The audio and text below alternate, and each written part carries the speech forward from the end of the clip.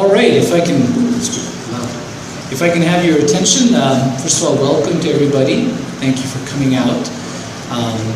And it's our pleasure to welcome a guest speaker, Dr. Christophe Lambert. And he's a guest of our medicine service, and specifically our informatics group, as well as the Center for Global Health through the Department of Medicine at the University of Mexico. Now, Dr. Lambert is currently the president, the chairman, the founder, but not the CEO, as you said, of a company called Golden Helix Incorporated, based in Bozeman, Montana. And before I tell you a bit about Dr. Lambert's background, I can probably sum this up by saying, you know, he is a visionary thinker in systems. Systems architecture, systems design, systems performance, and his career has truly involved some remarkable, you know, areas. He obtained his PhD in computer science, initially, by the way, from Canada, and was at the University of Calgary. Did his PhD in computer science at Duke. He's had some work involvement at that time with Glaxo in drug discovery. Since 1998, is it 7 or 8? 1998, you've had the company? 98. And the breadth of what Dr. Lambert has done in looking at data and systems is remarkable. He told me he spent a year or so in Bermuda working for a Dutch billionaire on how to optimize performance of hedge funds. He has done work with companies and academic institutions around the world on huge genomics, genome-wide association studies, doing, you know, large-scale data analytics. He has worked with healthcare systems and has quite a keen insight into improving performance and outcomes in healthcare and patient-oriented work, including VA healthcare systems. He's actually done a lot of work on drug discovery and cheminformatics. So again, the theme of looking at data and systems. And his company, Golden Helix, engages with many clients on improvement of performance, how to improve the performance of a system. And I think you're going to find that, you know, he's got a wealth of information, published many seminal papers, has worked on numerous grants from different funding sources and also through the private sector, and brings to our audience, I think, a real rich experience. And I think you'll all see how, you know, Dr. Lambert's insights could greatly help not only our informatics programs, but many other programs here and at the university. So it's my pleasure to introduce Dr. Lambert. You're all hooked up. We're actually taping this talk, so people who couldn't be here will have a hospital record of it as well. And I'll turn it over to you. Welcome, Christophe. Thank you so much, Ravi. Is my mic picking up on here?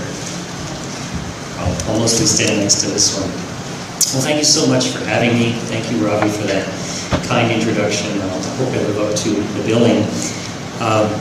I'm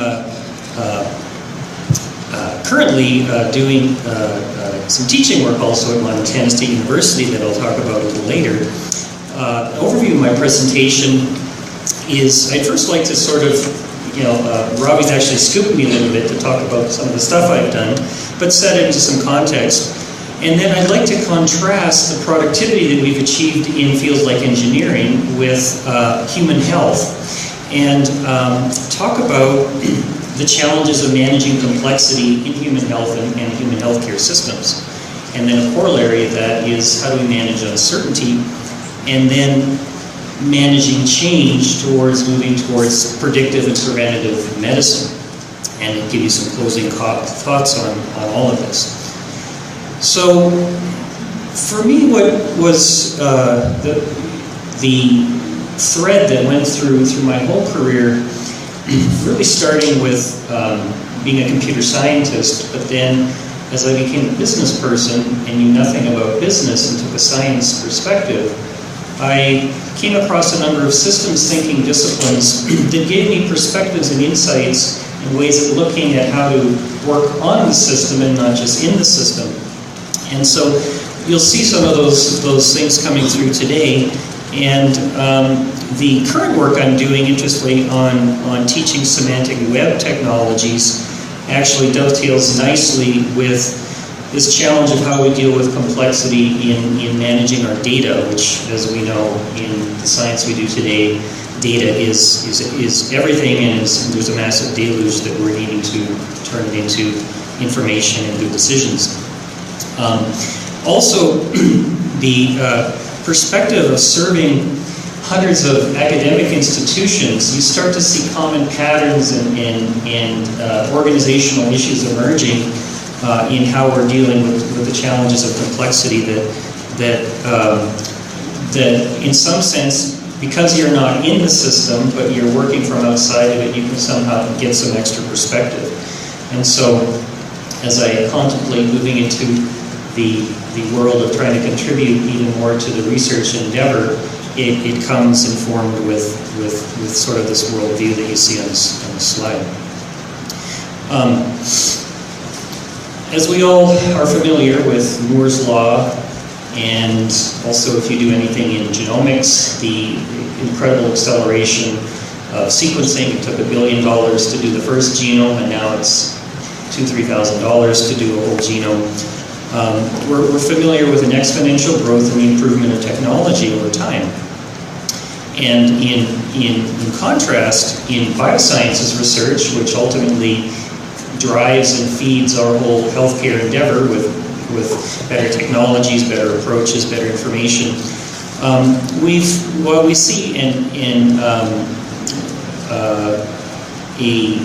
actually see a decline in the number of publications per author in NIH-sponsored research, as well as an increase in expenditures. It's around $350,000 to produce an NIH-sponsored publication. So if you take total publications divided by, or total NIH budget divided by total publications, it's about $350,000.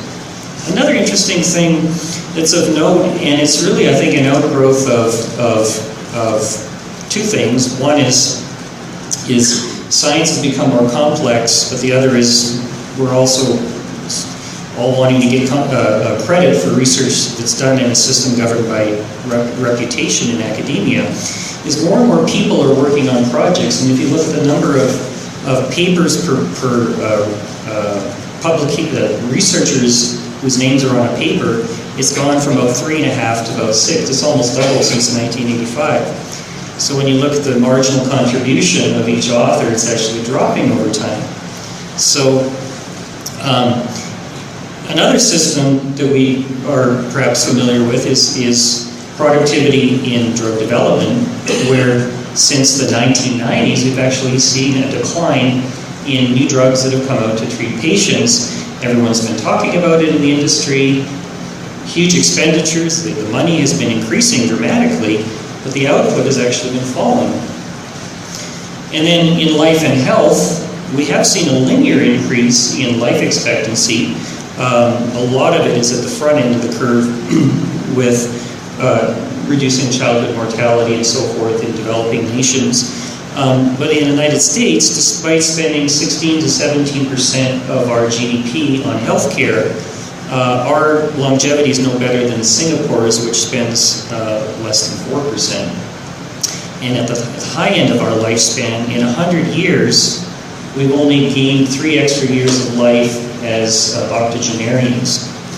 And so more money hasn't given us more life and health, or at least not a dramatic increase. And the progress is about, for the last 50 years or so, has been about 1 year of extra life for every 5 years of research. So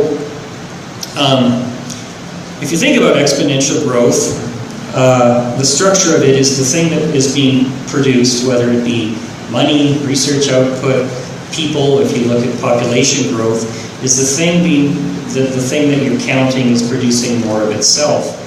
And so a neat thing about human knowledge is actually knowledge begets knowledge, and we see actually exponential growth in many domains of intellectual endeavor. We've even seen an exponential growth in funding at NIH until about 2003. And it's very interesting structurally. If you think about a process that's very stably been increasing at a fairly constant growth rate, and then hits a plateau where it's oscillating, around some sort of average, the policies that we would have had in place that expected a continuous growth rate, it would have taken a lot of catch-up time. There'd be a lot of policy inertia where those things would have stayed in place. And so now we're seeing in the research domain quite a crunch where everyone's saying it's really hard to get grants, it's really hard to get funded. Well, we've been producing probably PhDs and postdocs and new assistant professors at the same rate, but the money has actually plateaued, and of course wages continue to rise, and in a market that's competing for talent. And so there's some evidence that the percentage of GDP spent on healthcare is just recently plateauing. And so it's very interesting to think about all the inertia across all of the systems in the United States that we're going to hit a period of major adjustments in the years to come, because you can't continually increase the percentage beyond 100%, obviously. Though we love to spend more money on life and health. So the question is, if we've sustained incredible exponential improvement in so many fields, why haven't we gotten it in life and health? We've gotten it at local levels. There's been some great improvement on technologies. We have computation working for us. Instrumentation, we can look at orders of magnitude improvement in sequencing, in microscopy, in sensitivity, and all sorts of systems that we use in our research. And we've even had exponential increase in money until quite recently, and yet we've had this linear, we've been trying really hard to improve things in life and health and haven't seen it. More people, more knowledge, and strong incentives to do better. So why haven't we gotten the exponential bang for our buck? I think the short answer is biology is just too damn complex. But what do I mean by complexity? And I'm going to define it a little later, because complexity is a tricky thing. But I'd like to stage it with an assertion that complexity, in a specific sense that I'll define later, confers a survival advantage.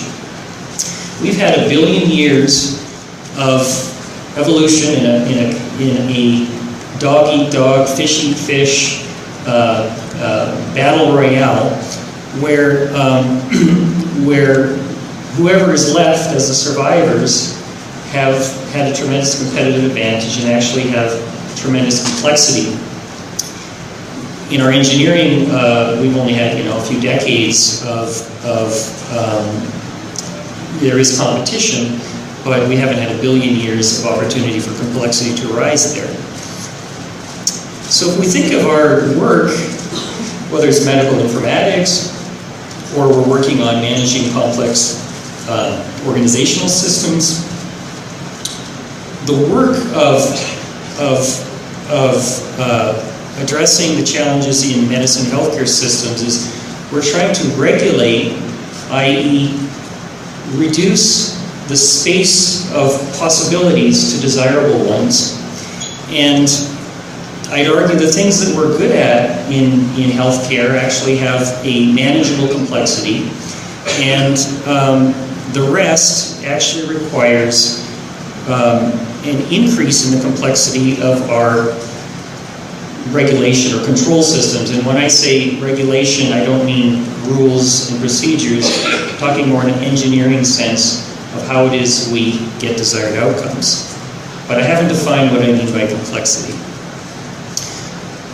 So I'd like by analogy to sort of illustrate the notion of complexity and later requisite variety by asking you to sort of look at these patterns and say, what do you notice? So this is Encyclopedia Britannica being largely overtaken by the open and free Wikipedia. Remember a world back in the 60s and maybe 70s when there was just a few major networks, then the proliferation of all sorts of cable networks, and now YouTube, where everyone and their children can actually be video producers.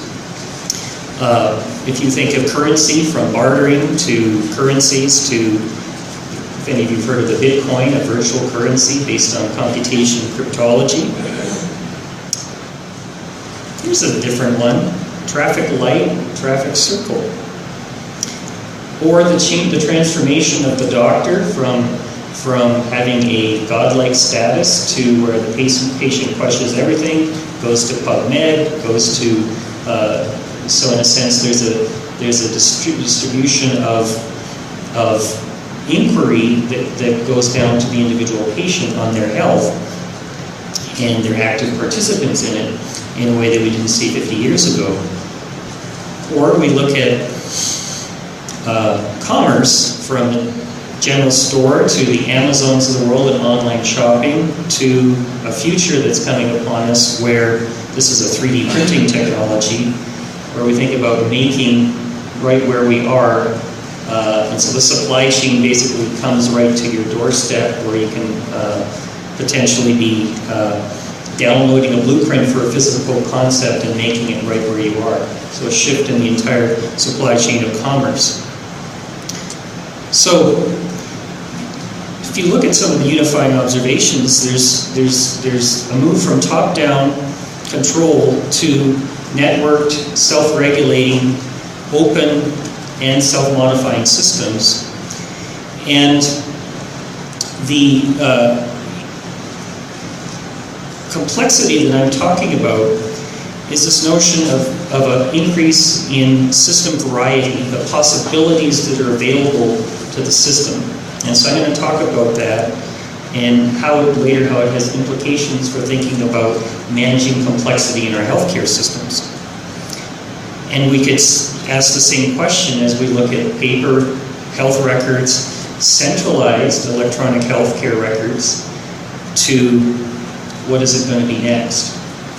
And so I have some hypotheses about the direction that it's likely to go, not overnight, but as this evolutionary process that we've seen in all these other domains unfolds. And so there's a field called cybernetics that came out of operations research in the 1940s, did some amazing things for the war effort. It's continued to this day. One of the classic works on the area is Cybernetics by Rosh Aspie. And he defined a term called requisite variety. And if you think about the term control, if you strip it of its negative connotations, because often when we think of control, we think of coercion, right? Someone's controlling me. But if you strip it of that and say, what is control? It's the ability to get desired outcomes. And so if you think of it in a set theoretic way, it's an ability to reduce the possible states of a system to a subset that's desirable. So for business, it would be, can I ensure the states, including time as a variable, so that is keeping the business on a footing, that we won't go bankrupt, that we have increasing profits. Or if we think in a healthcare system, we would want one that treats patients and increases life and health versus one that has, 48-hour waiting lines in emergency rooms and so forth. And so this essentially an information theoretic way of looking at systems, where this notion of variety, which is the number of states available to a system as a measure of complexity, can also be thought of as analogous to entropy in information theory.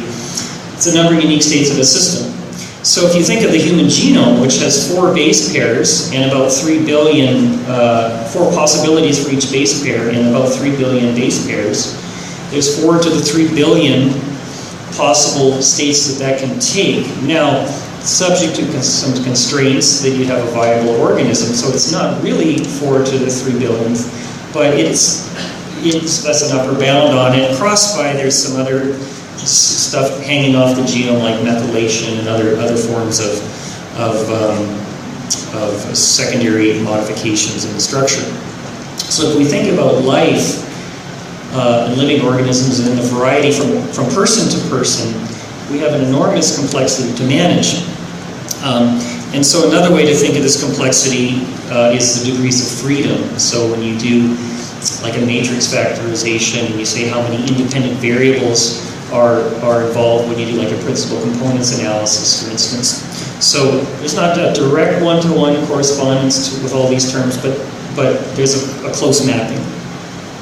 So a constraint in a system is a restriction on the states available, and any regularity we see in reality implies a constraint. So laws of nature, for instance, that when I drop an apple, it falls. There's a subset of states available that involve that apple, going down and it doesn't go sideways, and so that we have actual regularity in our world implies that there's not as much variety as a complete random soup of atoms and molecules going every which way.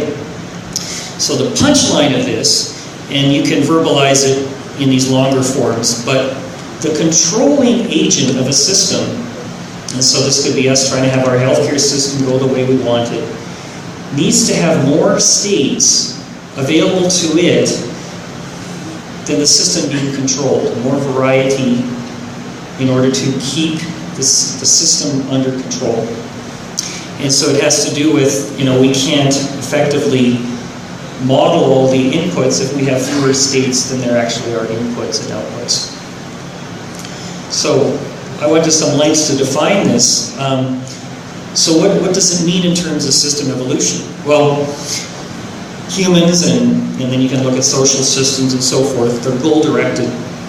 And we're trying to influence reality to get what we want. We want to have control over our corner of reality, and we basically want what we want when we want it, right?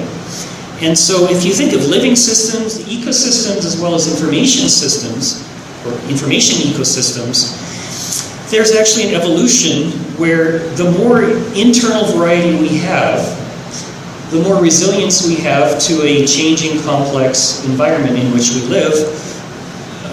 And so what happens is, as systems compete for resources and so forth, and the winners win out, the more the systems with more states available and more variety are the ones that emerge. And so all this is to say, if we think about life and health and the biological system that we're trying to have control over, we need to think about the degrees of freedom. Now, let me give you an example with that traffic light, traffic circle. So why does the traffic circle have more variety than a traffic light? Well, it turns out we have a centrally controlled system that says stop and go on some timers, versus a traffic circle creates a set of rules about who yields to whom, and you put control into the hands of autonomous agents, right? And so all of the capability of the person who's driving around that circle to judge distance and timing and so forth comes into play in a way that you never did with the traffic light. Similarly, with the World Wide Web, we've now put in the hands, anybody can put up a piece of information and anything can link to almost anything else. And so you have an enormous possible number of states, and you get these emergent properties that you never would have seen, never would have been able to predict before this thing that was called the internet came about. So a friend of mine, Tom Manecki, that I met at a OSIRA conference, is a neat guy. He was one of the architects of the VISTA system that the Veterans Administration is still using. And he doesn't really think of systems in terms of this requisite variety concept, but he describes it in terms of, if you think about the types of systems that we build, and the analogy he likes to use is suppose you have an office and you're trying to connect up phones between people. And so you have two people in an office, you can connect them with a single wire, it's really cheap and effective. If you have 2, 4, 8, 16, 100 people, and you connected them that way with each person to every other person, you get a spaghetti code of connections that can't be easily managed to add another phone to the system. And so you can come along with a PBX that has more initial expense and allow, much like the internet does, for each thing to connect with every other. And you have a way to move from this place where that integration becomes an unmanageable thing and too complex to what he calls an associative avalanche, where we move to this associative model, which is more a distributed set of autonomous agents. And actually the system is incredibly maintainable. There's no central authority that maintains the World Wide Web, and yet this incredible complexity where we have a simple set of rules is actually maintained. So the system itself has enormous variety, and it's sort of a self-maintaining, self-regulating thing, but actually the boundary conditions and the rules are enormously simple. And so you just have the notion with the World Wide Web of identity, a pointer to a web page, a URL, some communication protocol, and then some way to represent your information, HTML. And so before the internet, you had silos of network systems that didn't talk with one another. And then, sorry, I said before the World Wide Web, you didn't have the internet, but you just had sharing of information through FTP and Gopher and so forth. And the World Wide Web was an associative avalanche. And it allowed enormous creativity and possibility that could never have been envisioned, like Amazon, Wikipedia, Facebook, Google, etc. So I'm teaching at Montana State University a course on the semantic web, and what's going on is really relevant to managing the complexity of data in our healthcare systems. Are these technologies in the semantic web that are analogous to the ones in the World Wide Web, where it's basically taking data and linking it. It's as simple as that. And it's formed it's basically a graph-oriented set of triples where you have the identity of some piece of data, a subject, predicate, object, where you've got the thing you're talking about, some verb, and then some other thing, and you connect them together.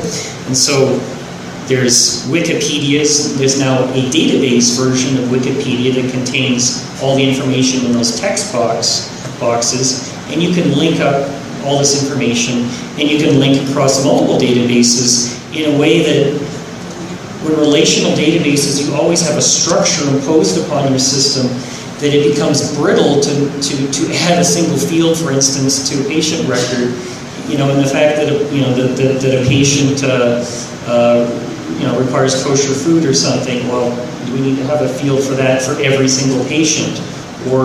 And what happens in the relational database model is complexity continually, the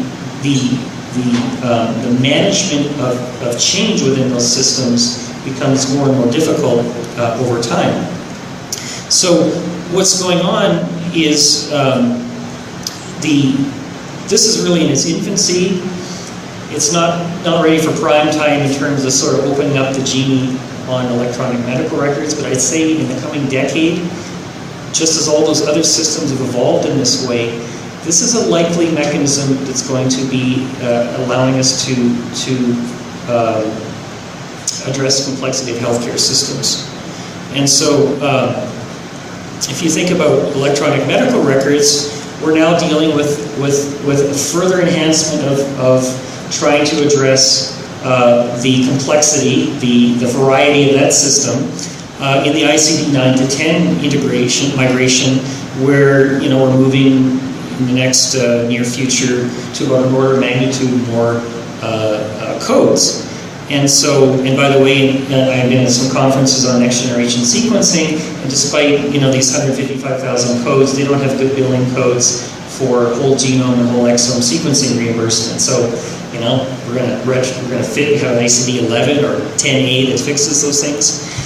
So that sounds like, oh my God, all this complexity. But I see in the long run opportunity where an associative model of EMRs is likely to emerge. Now, not tomorrow. We got issues with privacy and HIPAA and how all that gets worked out. And what it's probably going to look like is an individualized health record where you decide who gets access to what, and then the possibility of linked data for all the different data sources, in healthcare and other areas, can be used to inform us about better care and ultimately do this evidence-based medicine that we're all aspiring to do, but our systems don't support well.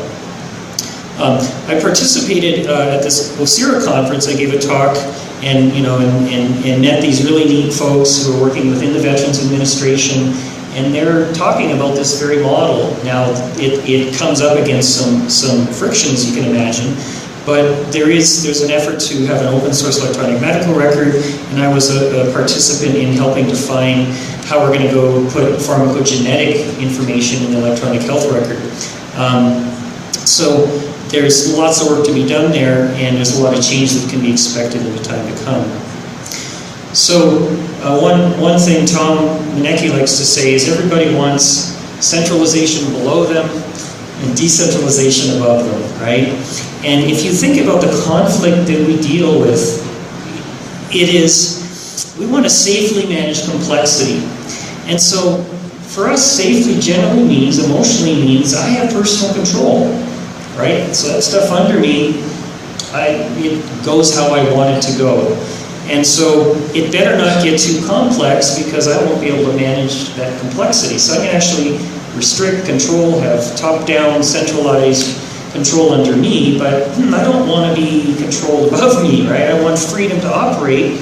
And so in the larger system in which I'm in, I feel pressure to increase system variety, and I would improve system fitness and improve the managing of complexity. And so the paradox in these open system models is we actually get more control. It's just not under our personal thumbs. And yet the threat it has to the existing order is, I'm accountable and responsible for such and such that I can draw this circle under me, and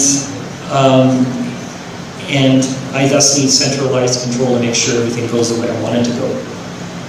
So, in the change management of this, we can't naively just, everything should be open and so forth without recognizing, especially in a heavily hierarchical organization like the military and the Veterans Administration, what that might mean in terms of threats to personal security.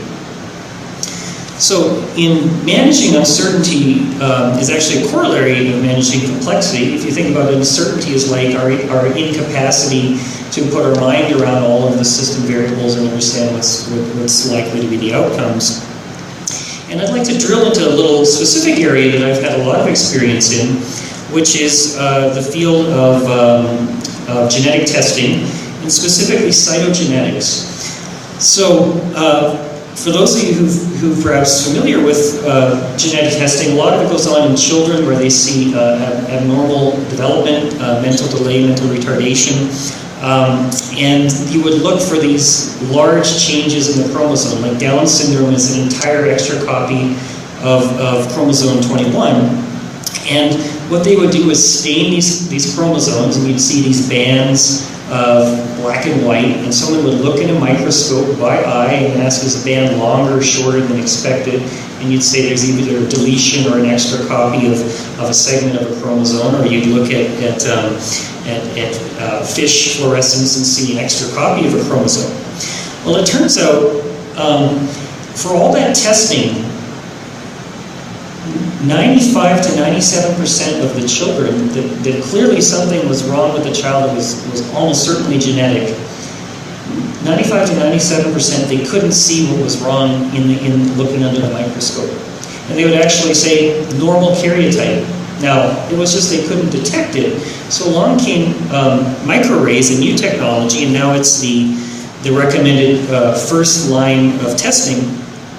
And the clinical yields moved up to 20%. Now, still 80% of the kids don't get an answer. However, what's happened is the uncertainty of saying that this variant causes what's wrong with Johnny has gone up. Now, when you can see an entire extra chromosome, you're like, that's a smoking gun, I'm sure. And so in that world, they lived in an almost binary certainty where they could say yes, no. As we move to higher density arrays, this binary certainty is a pipe dream. And now we're moving up to next generation sequencing, and we're talking about with the Million Veteran Program, how we're going to deal with putting in genomic information. But more, the big issue is how do you address the uncertainty problem? So again, there's another conflict, which is, and you see this as there's the question of the technologies to use. Should I use a lower resolution genetic assay? Well, why would someone not want more information? Well, they're actually worried about, I can't interpret all the information, or I'll make a mistake or an error, so just give me what I can be sure about. And why? Well, as a doctor, we want to first do no harm, and so making an error of omission, and there's also liability potentially, we would have pressure to go to less resolution versus, the forward edge of people saying, let's adopt these technologies now. You're saying, I want to not miss something that might be there. I mean, I might be able to interpret everything, but I actually want to reduce errors of omission. And, in the human world, we tend to be punished for errors of commission, and the things that of omission can actually be more expensive and more damaging, but they're not noticed and we're not punished many times for them. So we often default. And so if you think about, in a health IT sense, in a decision-making sense, how can we deal with the fact that we're going to go sequence a genome, we don't know what most of this genome does, and we have all these results that maybe 6 months later are revised and updated. So our notion that we can send off for a test like, what's the cholesterol level, and get back an answer, changes, because the answer is a moving target over time. So how then can you address the uncertainty of that I can't give you a solid answer? Well, one potential model is a subscription model, where you basically update the doctor-patient as the information changes, where computers are essentially flagging and you have people curating the literature and so forth. And so right now the state of the art is saying, well, maybe manually once a year we'll go back and revisit what's been learned about the data for that particular patient and call them in if there's something wrong. So I wrote a blog on this and talked about it, and it's interesting, one genetic testing company said, we built our business model on that blog post of yours, where it was how to build a competitive edge around addressing the uncertainty question, because it's huge. How do you deal with omission versus commission? So I'd like to talk a bit about some change management towards preventative medicine. And so if you think of the current state of prevention, most of us wait for the first heart attack to actually change our lives, right? And a friend of mine in 2011, lung cancer, he died, stage 4, 40%, he was caught at stage 4, and about 40% of our population is still, lung cancer is caught at stage 4. We have these global recommendations like, you should have a low-salt diet, you shouldn't eat fat, and so forth, and then disputing information comes up. These one-size-fits-all recommendations about what we should do or what we should not do, it's a shifting sands, and the public's like, I'll wait for the first heart attack, right? One of the sort of challenges as we're dealing with human systems is no person is the same. And so if you think about what is the best control for a person, it's themselves over time. And yet most of the power of longitudinally collecting biomarkers and information about a patient and being able to proactively say, your levels of this or that biomarker have moved off of some stable equilibrium point, some disease process is likely in place, is something that I see potentially coming in the years to come, as we have, the potential for the, if you will, the quantified self. There'll probably be medical devices embedded within us where we can measure biomarkers over time. We're going to need healthcare infrastructure and policy to support this. And I'd say where the investment's probably going to start first is with people who have the most to lose, where they've had a bout of cancer or some life-threatening disease where it could be latent and hidden within them, and they would like to be able to monitor their biomarkers, and there'd be computational tools that essentially could say, red alert, something's going on, go see your doctor before it's gone to stage 2, 3, 4, etc. So I've done some interesting work on a project with Medco at Golden Helix, where we were looking at millions of patient records for drug safety and efficacy.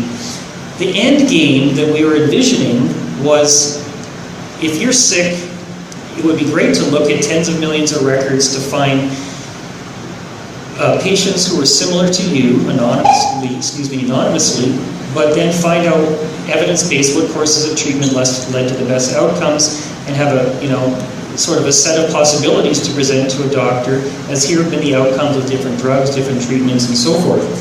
At this time, at the time we were doing the project, we were just looking at simple correlations.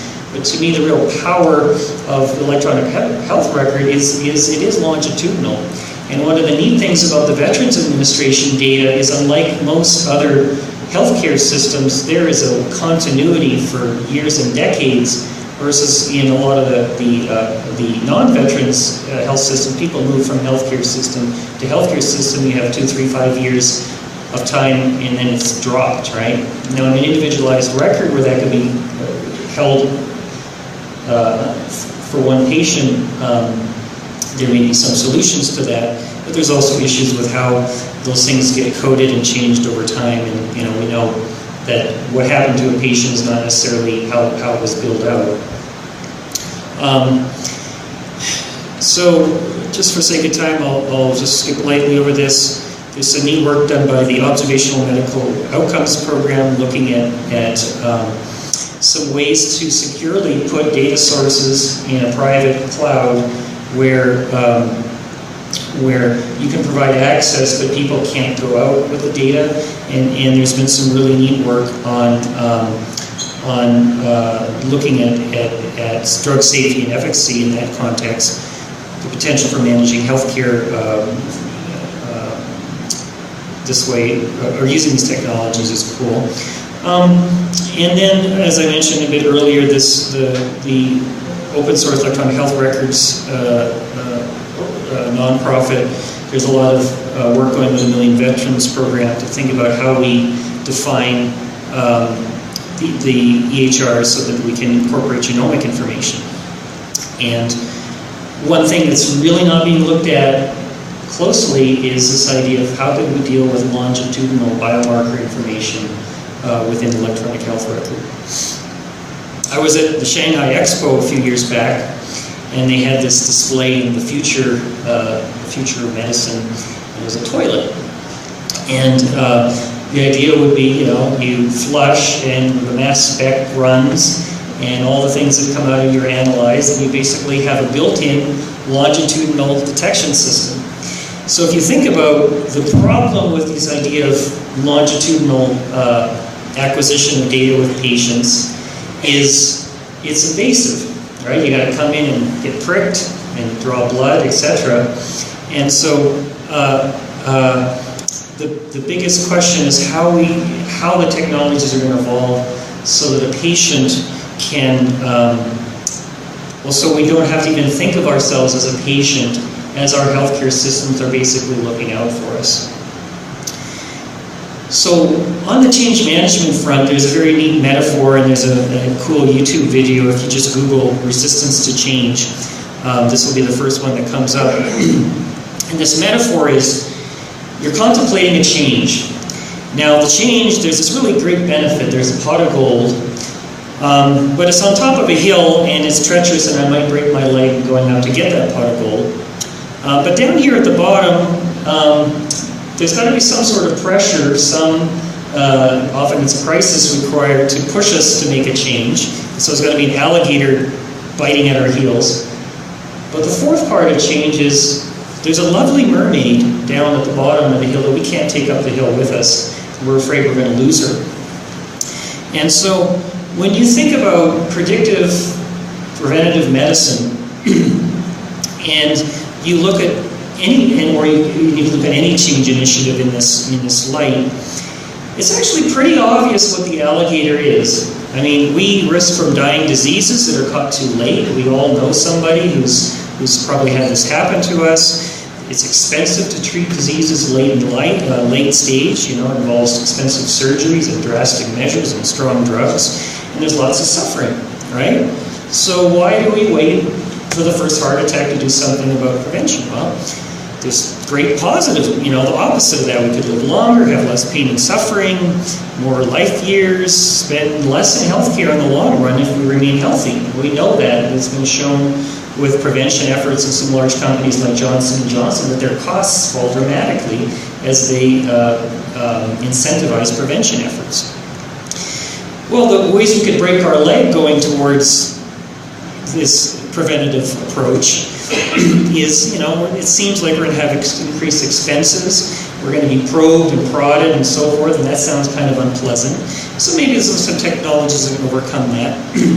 And we have to think about health and mortality when not sick or dying.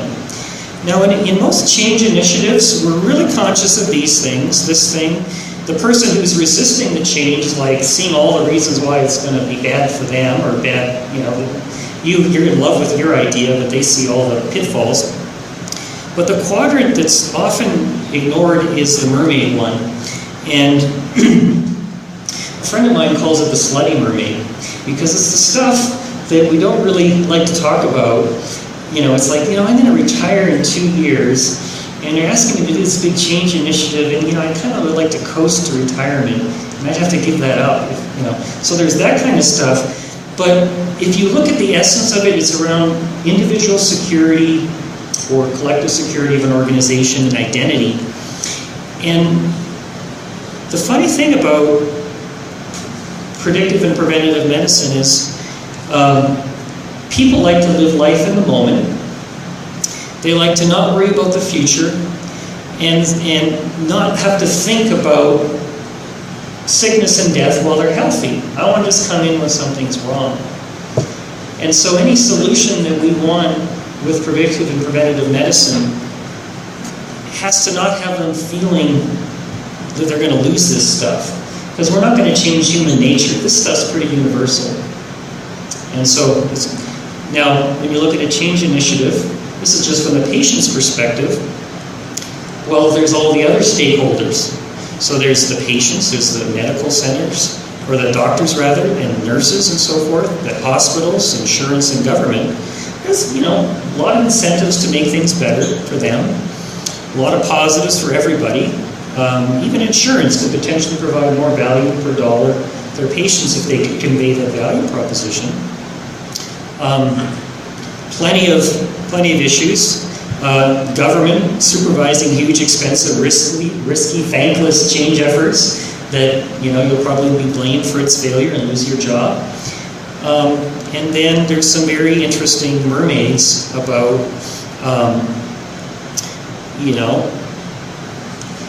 the surgeon is paid $1 million a year with heroic life-saving efforts.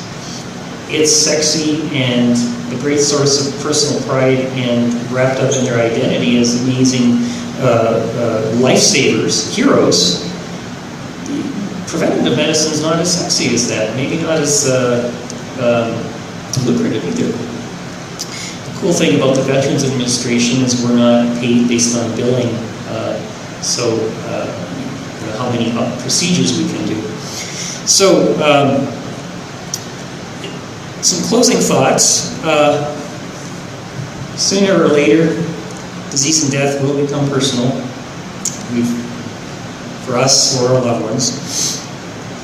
And I would say that if we want to have a better control, better management, getting more desirable outcomes, we need to think about building variety. And it doesn't necessarily mean that the governing rules are super complex. It can actually be very simple, distributed autonomous agent type things like traffic circles and like the World Wide Web.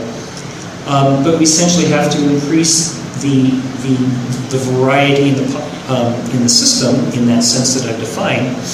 We want more doctor and patient autonomy, adds degrees of freedom to the system. A global web of healthcare knowledge with semantic web technologies, I think, is in our future.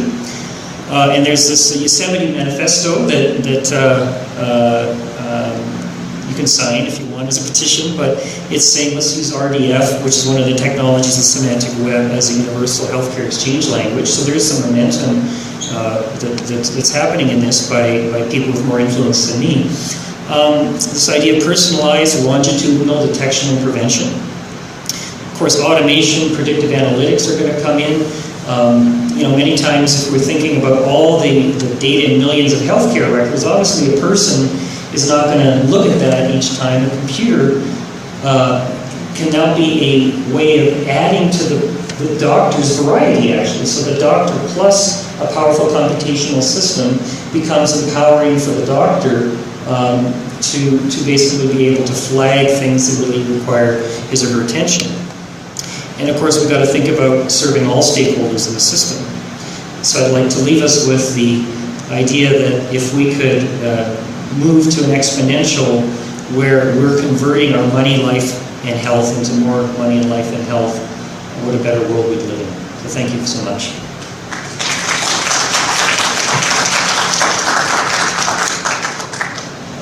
We have a microphone for some questions. Yeah, we have a microphone if anyone wants to use it. I've got actually one for you.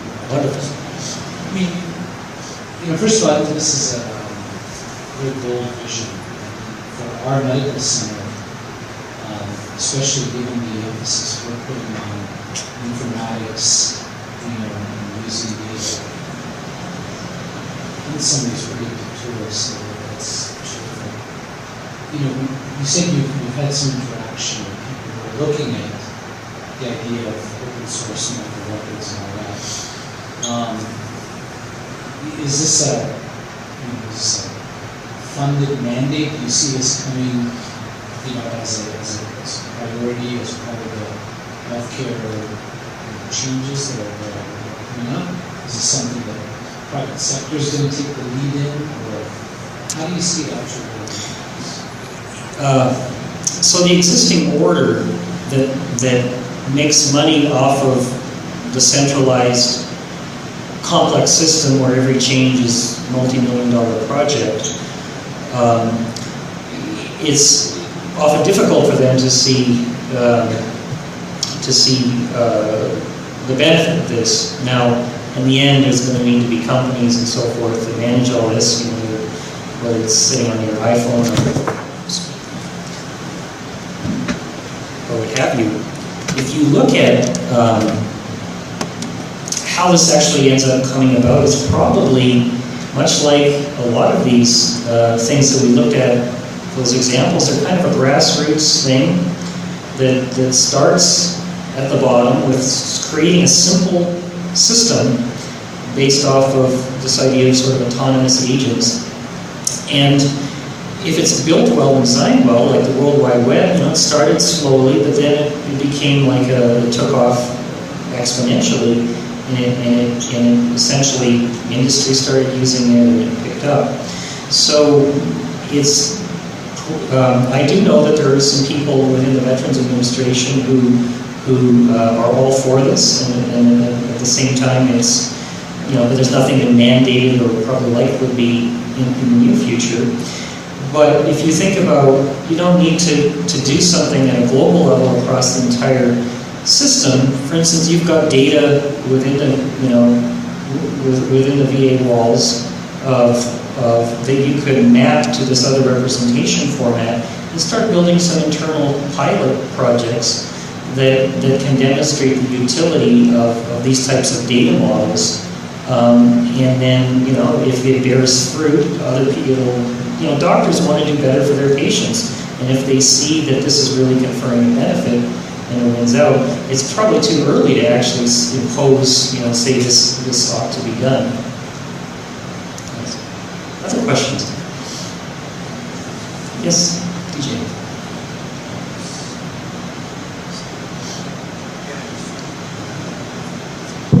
Sorry. Just a really quick question. So it seems like there are these really rich databases that are available with very large patient numbers and tremendous amounts of information. So what type of modeling would you actually use to get an outcome? And say it's a multi-grade outcome, and people in low, medium, high risk of a particular outcome. What model would you use to longitudinally look to see what the predictors of those outcomes are? Yeah, I'm glad you asked that. There's an interesting project I heard about, I think it was at the Sociera conference, that Cray Computer was doing with a Mayo Clinic. And they took all their electronic records and they put it in a graph-oriented database where you both connect things up by their relationships as well as temporally with time.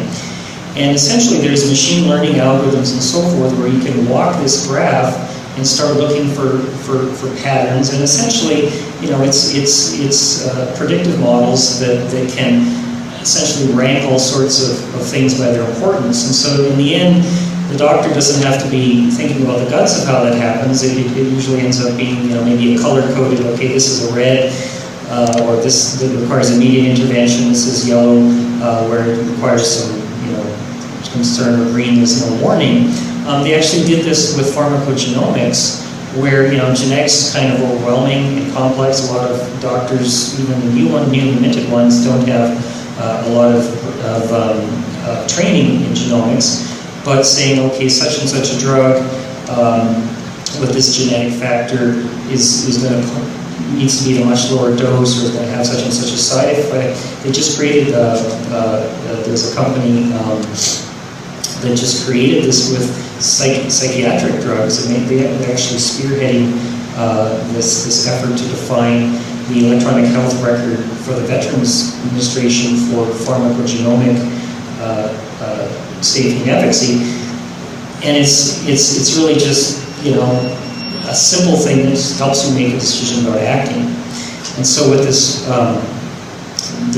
the interesting thing about why the focus on psychiatric drugs initially is actually for servicemen. Often these 20-something-year-old men are on 15, 20 drugs at a time on average, and so the interactions and so forth, and so it's actually a burning thing. They're dealing with major depressive disorder is one of the largest, and so there's a whole lot of immediate benefit to actually dealing with that.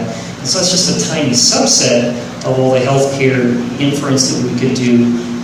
It's only going to get larger and more complex. And Tom Manecki predicts that genomics is probably going to be what's going to push the healthcare system over the edge in terms of needing a new mechanism to deal with complexity. We'll deal with the new ICD-10, but once we get to 3 billion base pairs and interpretation and essentially machine-aided interpretation is going to be absolutely necessary there. Thank you. Well, we've reached the end of our hour, so I'd like to thank you so much for coming.